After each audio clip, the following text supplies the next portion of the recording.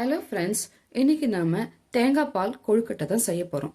அதுக்கு என்னென்ன தேவைன்னு முதல் பார்த்துலாம். அதுக்கு பச்சரிசி ஒரு கப்பு மாவு எடுத்துக்கோங்க. தண்ணி வந்து சூடான கொதிக்கிற தண்ணி ஒரு கப்பு, தேங்காய் கொஞ்சமாக எடுத்துக்கோங்க. அடுத்தது இதுக்கு தேவையான அளவு கொஞ்சமாக சால்ட்டு சேர்த்துங்க. இப்போ நாம் மாவை சுடு தண்ணியால் ஊற்றி நல்லா மிக்ஸ் பண்ணிக்கலாம். அதுக்கு தேவையான அளவு கொஞ்சமாக இந்த மாவு வந்து ஒரு ஸ்பூன் வந்து முன்னாடியே எடுத்து வச்சிருங்க. இது நாம் கடைசியாக வந்து நம்ம தேங்காய் பாலோடு சேர்த்துக்கும் போது கொஞ்சம் திக்னஸ் கிடைக்கும். இந்த அளவுக்கு எடுத்துக்கிட்டால் போதும். அடுத்தது ஒரு ஸ்பூன் தேங்காய் வந்து இதில் சேர்த்துக்கோங்க. மாவோடு சால்ட்டை வந்து கொஞ்சமாக சேர்த்துக்கோங்க. இப்போ நாம் சுடு தண்ணி ஊற்றி நல்லா மிக்ஸ் பண்ணிக்கலாம். தண்ணி வந்து கொஞ்சமாக ஊற்றிக்கோங்க. நல்லா தண்ணி வந்து கொதிக்க இருக்கணும். நல்லா சூடான தண்ணியை ஊற்றி நல்லா சப்பாத்தி மாவு மாதிரி நல்லா பிசைஞ்சிக்கோங்க.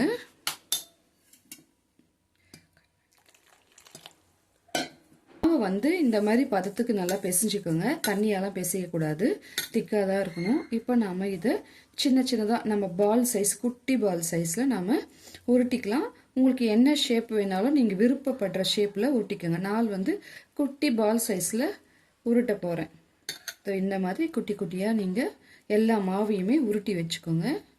குட்டியாக உருட்டிக்கோங்க. இந்த மாதிரி பெருசாக உருட்டினீங்கன்னா மாவு வந்து தேங்காய் பாலில் ஊறாது. அதனால் குட்டி குட்டியாக நீங்கள் பால் போட்டிங்கன்னா தேங்காய் பாலில் நல்லா ஊறிச்சுன்னா நல்லா டேஸ்ட்டாக இருக்கும். மாவை இந்த போல் எல்லாம் பால்ஸ் போல் உருட்டி வச்சுக்கோங்க. இப்போ நாம் இதை இட்லி குண்டாவில் 10 நிமிஷம் ஆவி கட்ட போகிறோம். இட்லி குண்டாவை நான் சூடுபடுத்திட்டேன்.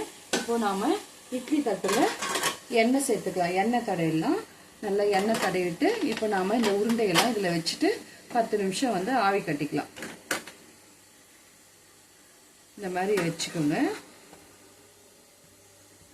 எல்லா பால்ஸையும் இந்த மாதிரி எடுத்து வச்சுக்கோங்க. எடுத்து வச்சுட்டு நாம் இதை தட்டு போட்டு மூடிடலாம். இந்த மாதிரி நாம் இதெல்லாம் இந்த உருண்டைகள்லாம் 10 நிமிஷம் ஆயிடுச்சு. நான் ஸ்டவ் ஆஃப் பண்ணிவிட்டு இதெல்லாம் நான் ஆற வச்சுக்கிறேன். ஆற வச்சோம்னா நாம் தனித்தனியாக உதிரியாக எல்லாமே நல்லா வரும். நாம் அடுத்த ஸ்டெப்பை பார்ப்போம். ஒரு அடிகனமான பாத்திரத்தை நான் எடுத்துக்கிட்டேன். இதை ஸ்டவ் ஆன் பண்ணி வச்சுக்கோங்க. இதில் முதல்ல நாம் பாலை சேர்த்துக்கலாம். நாம் பால் சேர்த்துக்கலாம். இது வந்து பசும்பால் சேர்த்துருக்கேன் நான் ஒரு கப்பு. இந்த பால் வந்து நல்லா காயட்டும்.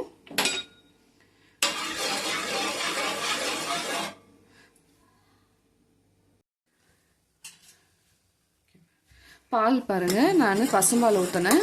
பால் வந்து பொங்கிடுச்சு. இப்போது அடுத்தது நான் 2வது அரைச்ச தேங்காய் பால் சேர்த்துக்கிறேன். முதல் பால் அப்படியே வச்சுருக்கேன், அது கடைசியாக சேர்க்க போகிறேன். இப்போ நான் 2வது அரைச்ச தேங்காய் பாலை இப்போ சேர்த்துருக்கேன். இந்த தேங்காய் பாலும் ஒரு கொதி நல்லா வரட்டும். நல்லா கலந்து விட்டுட்டே இருங்க. இப்போ பாருங்கள், நாம் 2வது ஊற்றின பால் அதுவும் வந்து கொதி வருது.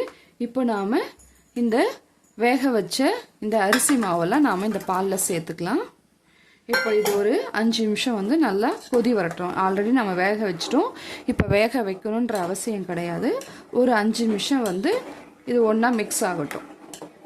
இப்போ நாம் அது கூடயே நாம் ஏலக்காவை சேர்த்துக்கலாம். ஏலக்காய் பொடி. அடுத்தது நாம் முன்னாடியே எடுத்து வச்சிருந்தோம்ல அரிசி மாவு. இது எதுக்காக சேர்க்கறதுனா தேங்காய் பாலுக்கு திக்னஸ் கொடுக்கும். அதுக்காக இந்த அரிசி மாவை நாம் 1 டேபிள் ஸ்பூன் சேர்த்துக்கிறோம். நல்லா கலந்து விடுங்க, அடி பிடிக்காத அளவுக்கு. இப்போ நான் சர்க்கரை வந்து 1/2 கப்பு சேர்த்துக்கிறேன். இதில் நீங்கள் தேவைப்பட்டால் வெல்லம் வேணாலும் சேர்த்துக்கலாம், அது உங்களுடைய விருப்பம்தான்.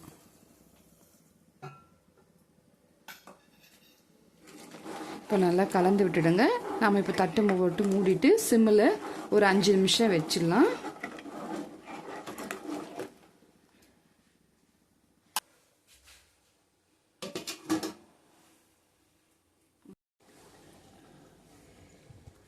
இப்போ பாருங்கள், நல்லா வந்து இந்த அளவுக்கு நல்லா திக்காகணும். எவ்வளோ திக்காக இருக்குது பாருங்கள். இப்போ நாம் முதல்ல வச்சுருந்த தேங்காய் பாலையும் நம்ம சேர்த்துடலாம்.